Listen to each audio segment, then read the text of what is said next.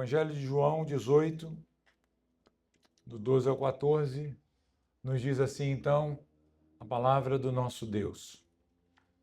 Assim a escolta, o comandante e os guardas dos judeus prenderam Jesus e o amarraram. Então o levaram primeiramente a Anás, sogro de Caifás, sumo sacerdote naquele ano. Ora, Caifás era quem havia declarado aos judeus ser conveniente morrer um homem pelo povo. Até aqui a nossa leitura. Deus possa nos abençoar. Queridos, nós estamos diante de mais um trecho do Evangelho de João. A perícope que nós estamos vendo essa noite é o que nós chamamos de uma ponte narrativa feita por João para preparar o leitor a contemplar a paixão de Cristo que virá a seguir. É uma maneira que João tem de colocar os nossos olhos naquilo que Deus irá fazer à humanidade por meio do seu Filho Jesus. E João está preocupado exatamente nesse momento, focar os nossos olhos nesta realidade. Os irmãos perceberam aí que é uma passagem bem curta, e João não está simplesmente aqui, meus irmãos, narrando a prisão de Jesus. Não é apenas isso. Ele faz questão, se os irmãos olharam para o texto aí, de interromper a sua narrativa para lembrar de algo que Caifás havia dito anteriormente, o que nós vamos observar logo mais à frente com os irmãos, à medida que nós formos caminhando aqui na nossa exposição. Essa lembrança editorial aqui, ela não é acidental. Ela não está aqui por acaso. Não é um acidente que João provocou aqui enquanto ele escrevia o seu evangelho. Mas ela indica onde João deseja que o leitor concentre o seu foco. Essa pausa que João faz aqui, ela tem o objetivo de fazer aqueles que estão lendo o Evangelho de João concentre a sua atenção no que ele já havia dito anteriormente.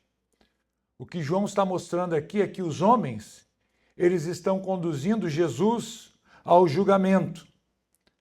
Mas João, ele está conduzindo os seus leitores, a nós e os seus leitores originais aqui, ao significado desse julgamento. Esse é o propósito aqui que João está tendo ao escrever essas coisas. E eu peço que você observe como João escreve essa passagem.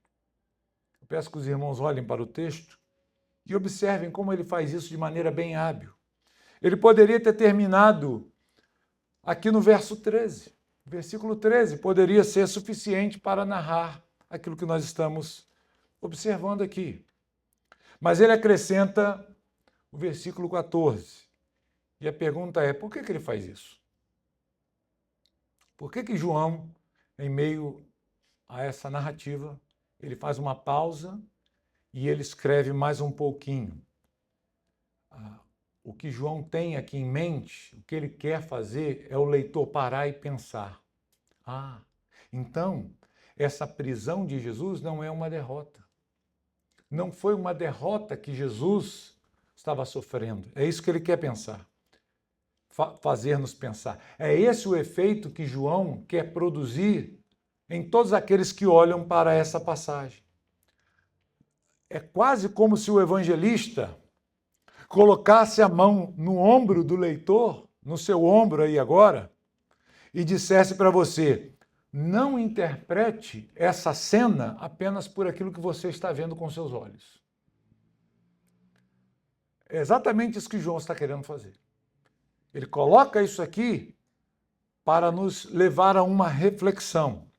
Assim, então, meus irmãos, eu gostaria de mostrar-lhes essa noite que a prisão de Jesus não marcou o triunfo dos seus inimigos, mas o cumprimento do propósito redentor de Deus. Esse é o propósito do nosso sermão aqui para os irmãos. E como é uma passagem bem curta, vai ser fácil de nós trabalharmos o texto e não será também um sermão muito longo para os irmãos. Então, vejamos o que João nos escreve, como é que João nos mostra essa realidade. Nos mostra que a prisão de Jesus não marca o triunfo dos seus inimigos, porque pode transparecer isso aqui. Mas o que está sendo destacado aqui é a soberania de Deus, conduzindo todas as coisas. Deus, no seu propósito redentor, está trabalhando. E ele está usando, inclusive, homens perversos aqui no texto, para cumprir os seus planos. Então, olhe para os versículos dessa noite, verso 12 e verso 13, porque ao olharmos para esses versículos, a história parece revelar a vitória dos homens sobre Jesus. Não é isso que o texto nos apresenta? Veja aí como é que João escreve essas palavras. Ele mostra que Jesus ele é preso, Jesus ele é amarrado e ele é conduzido. São 3 verbos que são usados aqui que transmitem uma ênfase nessa passagem. A escolta, o comandante e os guardas, há um grupo aqui trabalhando, e eles prendem Jesus e eles amarram a Jesus. E é impressionante nós pensarmos aqui que aquele que diante de quem centenas ali havia recuado e caído, nós vimos isso no último sermão aqui para os irmãos, né? São essas pessoas que estão levando Jesus. Jesus ele se permite ser amarrado por esses homens. Homens que, segundos atrás, instantes atrás, estavam caídos simplesmente sob a declaração de Jesus. Quando Jesus ele diz, sou eu, aquele grupo de soldados, aquela escolta, aqueles homens armados, fortemente armados, eles recuam e caem por terra. Mas agora, o versículo muda, o texto avança e é Jesus quem está preso e amarrado na cena seguinte, né? E diz o texto que ele então, verso seguinte, diz que ele é conduzido primeiramente a Anás, que era sogro de Caifás, o sumo sacerdote daquele ano. Algo que os irmãos precisam entender aqui, Roma dominava o mundo nessa época. Consequentemente, a nação de Israel estava dominada, subjugada por Roma. E Roma comandava não só a política, quanto a religião também. Comércio, todas as coisas. E a religião também era afetada por Roma. De maneira que era Roma quem estabelecia aqueles que iriam governar religiosamente o povo. E eles estabeleciam, Roma então estabelecia quem seria o sumo sacerdote. E então Roma coloca Caifás como sumo sacerdote. Mas dentro do contexto judaico, o povo judeu sabia claramente que quem era de fato o sumo sacerdote era Anás, o seu sogro. Estava tudo em família. Mas politicamente, a questão religiosa estava sendo dividida assim. Roma diz, olha, esse ano agora quem vai ser o sumo sacerdote não é mais Anás, é Caifás. É claro que os judeus não aceitavam isso. Apenas exteriormente eles acolhiam essa realidade, mas quem de fato para eles ainda tinha uma palavra, uma relevância elevada demais, era Anás, que estava vivo ali. E Jesus ele é conduzido primeiramente a Anás. Aqui, essa expressão primeiramente, ela tem o objetivo de preparar o leitor, preparar-nos para a sequência dos interrogatórios que vão acontecer ao longo do Evangelho. Começou o julgamento de Jesus. Começou aqui o momento que Cristo vai, então, dar a sua vida pelos nossos pecados, pelo seu povo. E a partir desse momento em que os soldados, os guardas, prendem Jesus, amarram Jesus e conduzem Jesus até Anás, João está mostrando, a partir de agora, o julgamento de Jesus se inicia. A partir de agora, a sequência de interrogatórios vai acontecer.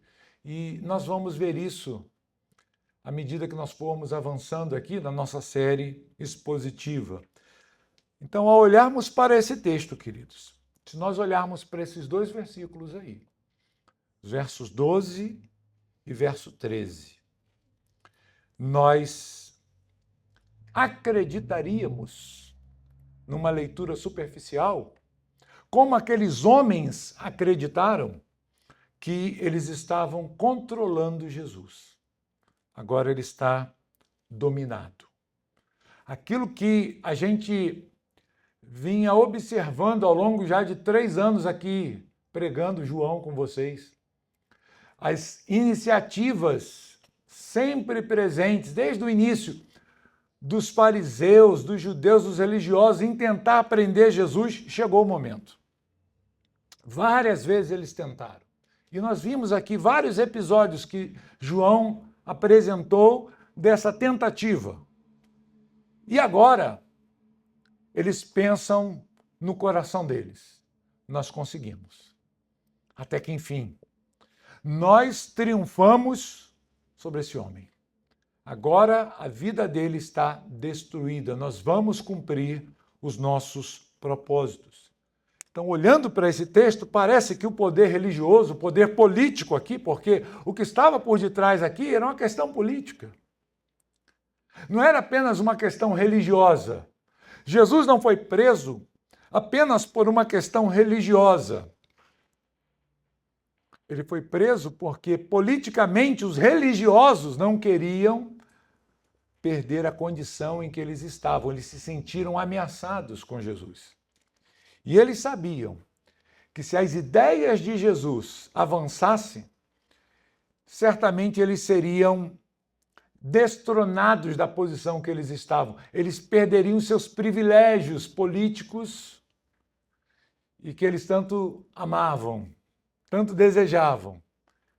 Então, o julgamento de Jesus aqui é uma questão política.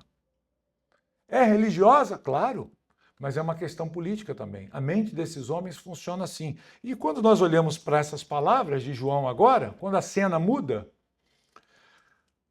pode transparecer e pode ficar na mente de um leitor que não conhece a história e está desatento, ele pode pensar assim: eles triunfaram, os homens venceram. Jesus foi derrotado, acabou. Jesus foi subjugado, é uma derrota terrível, é uma perda inestimável. E é isso que está na mente desses homens. Perdemos. Acabou. Agora, nós temos o nosso mestre sendo levado, amarrado, preso. Os discípulos fogem, eles salvam suas próprias peles, vamos colocar assim, enquanto Jesus está sendo levado pelos seus adversários. E a gente pode imaginar, meus irmãos, a vanglória desses homens. A gente consegue imaginar o sorriso no rosto desses homens, até que enfim, nós pegamos Jesus. Tanto é que eles levam exatamente para quem? Eles vão até Anás. Eles querem mostrar Jesus como um troféu. Olha aqui, ó. Nós apanhamos esse homem. Nosso plano deu certo. Correu tudo direitinho. Nós estamos triunfando sobre Jesus. Essa é a ideia que pode transparecer. E é certamente a ideia que estava na mente daqueles homens ali que prenderam Jesus. Porém, irmãos, no verso que governa, que rege essa perícope pequenininha que a gente viu aí, esses poucos versículos que nós lemos nessa noite, vai nos mostrar algo diferente. O verso seguinte, nós veremos que a Escritura revela o propósito de Deus. Olha o que diz o verso 14. Eu vou pedir que coloque mais uma vez na tela, para que os irmãos possam observar o texto. Então, João faz aqui uma nota. Aqui que aparece o ponto. Ora, Caifás era quem havia declarado aos judeus ser conveniente morrer um homem pelo povo.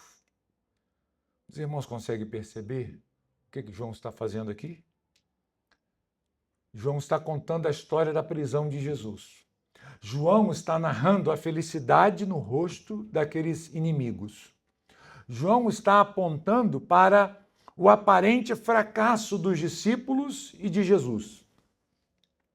Ele está apresentando o nosso Salvador agora sendo levado amarrado, preso, sendo conduzido, parece que incapaz de se defender completamente. Mas então, no verso 14, João, ele pausa a história e ele, interrompendo essa narrativa, ele recorda de uma profecia feita involuntariamente por Caifás. Os irmãos se lembram dessa passagem?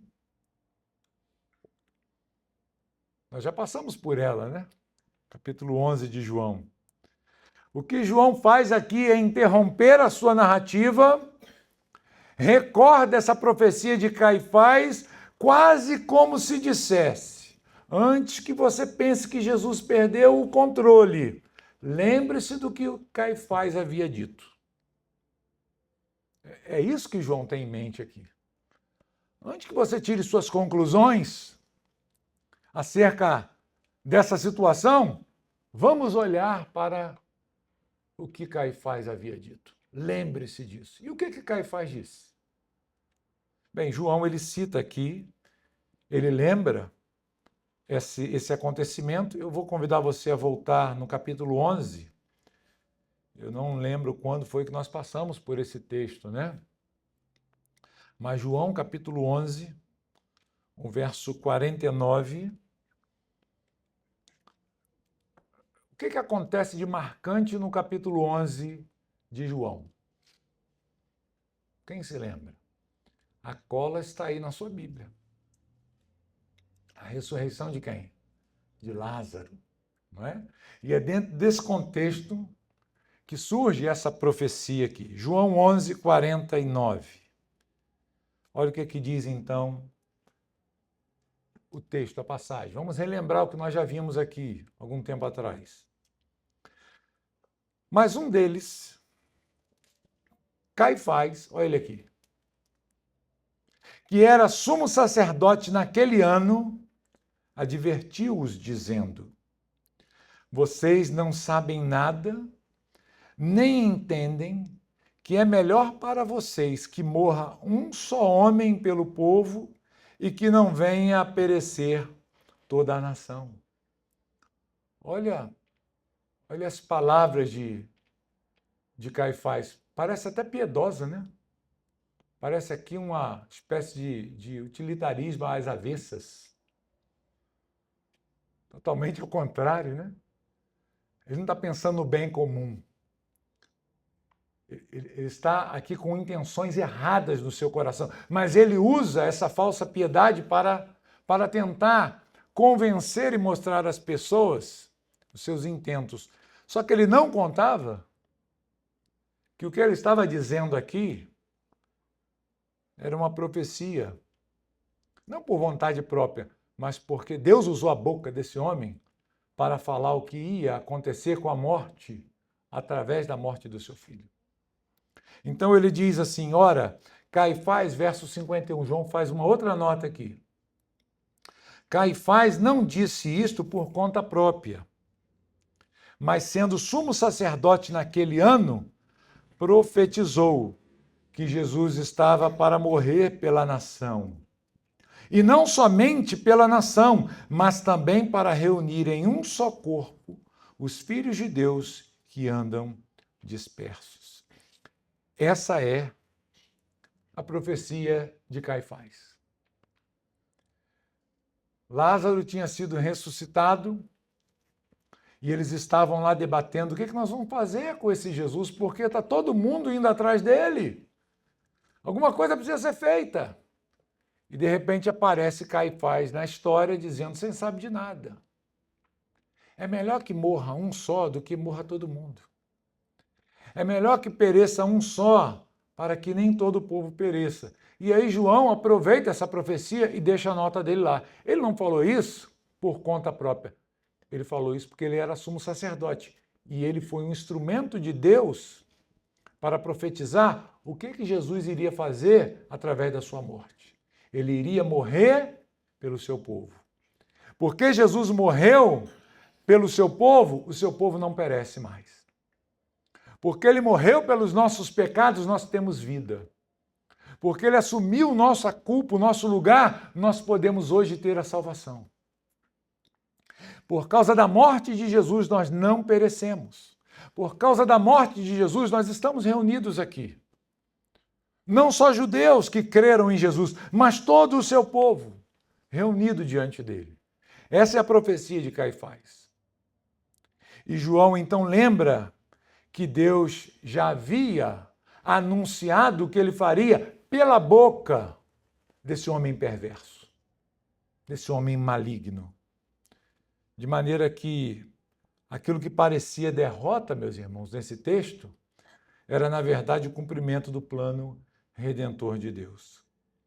A prisão de Jesus, ela não interrompe o plano de Deus.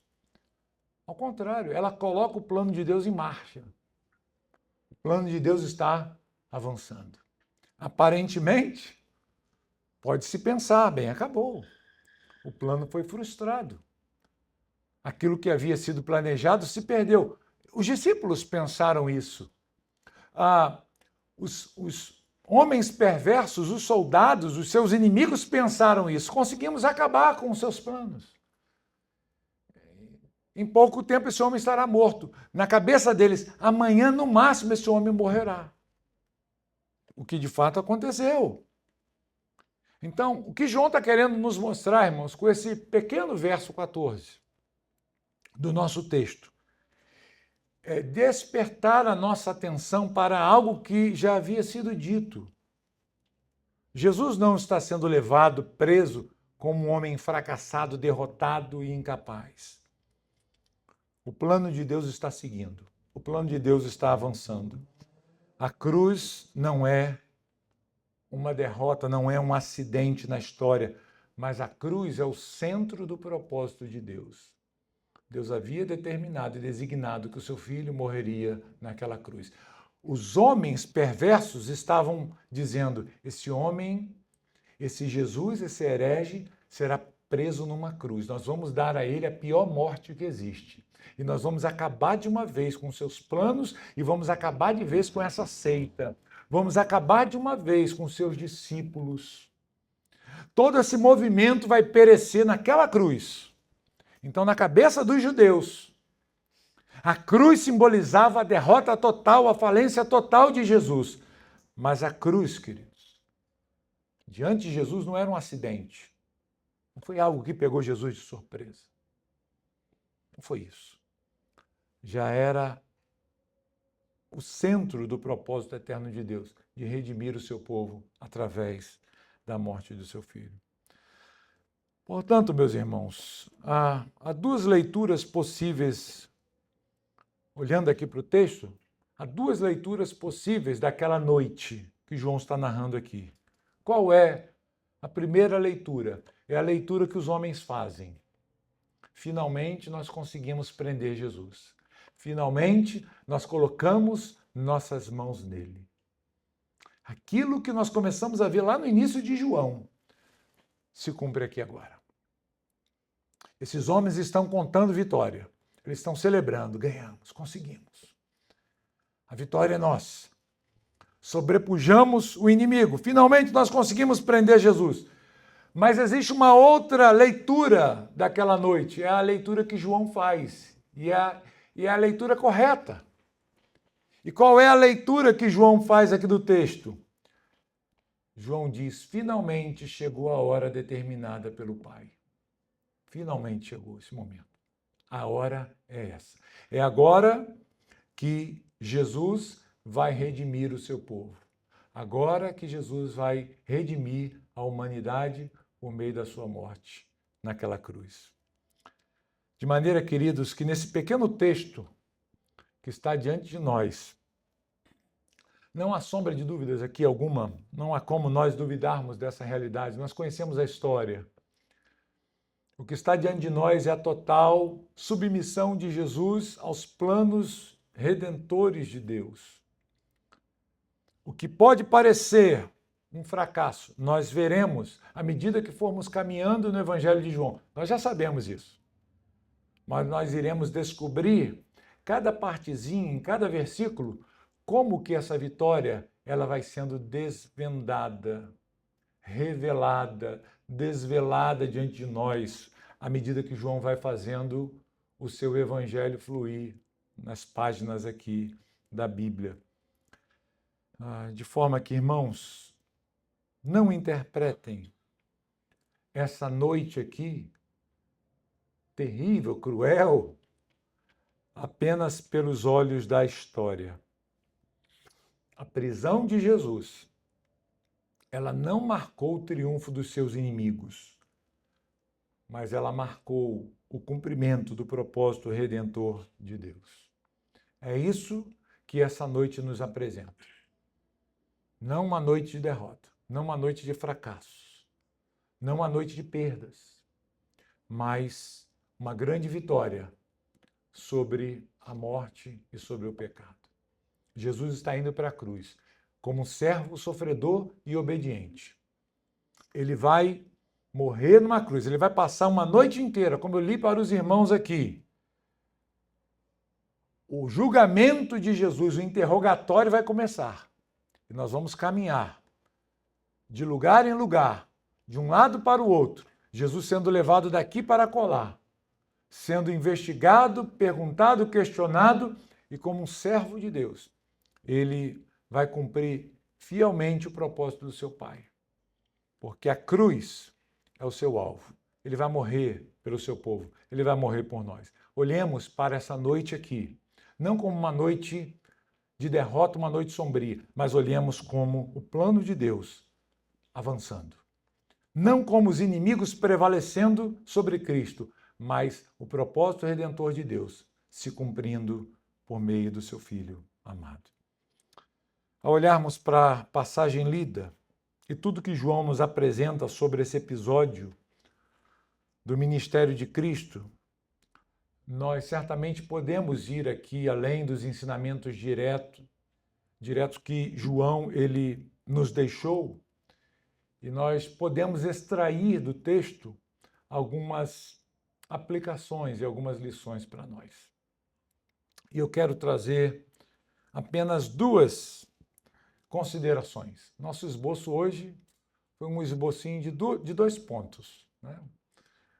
Porque a passagem é muito curta, nós não vamos colocar no texto que não está lá.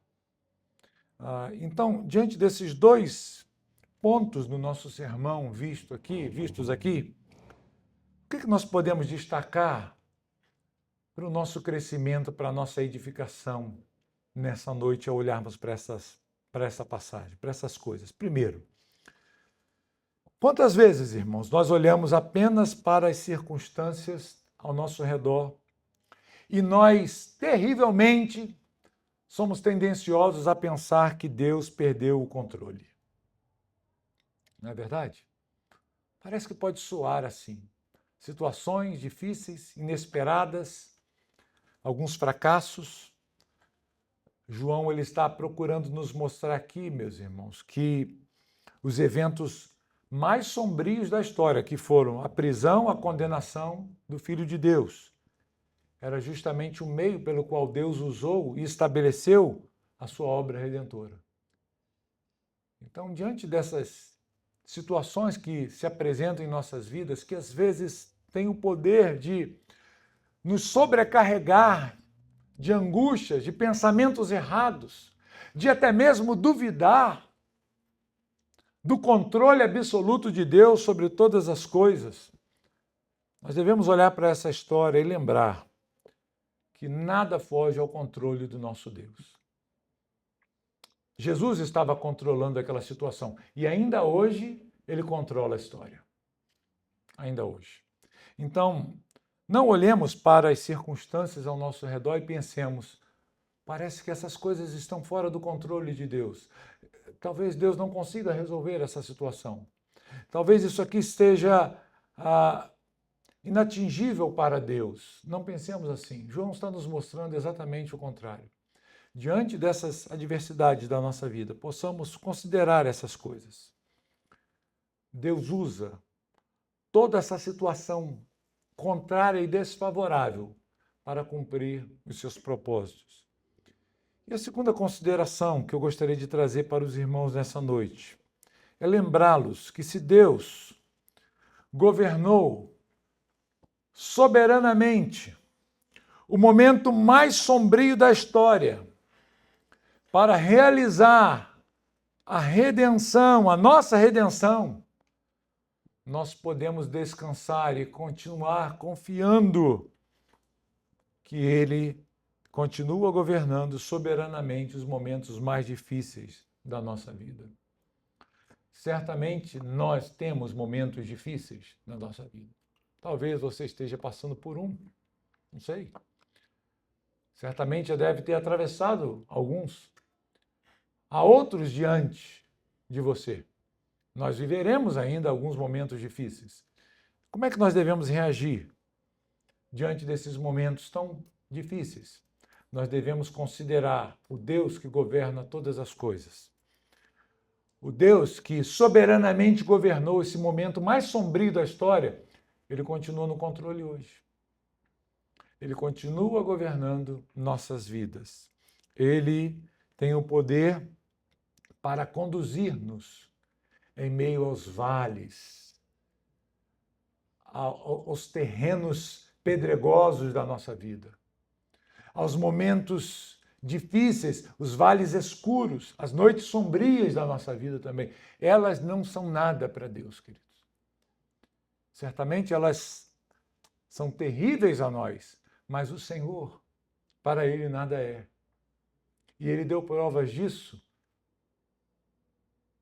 na obra da redenção feita pelo seu Filho, ali naquela cruz.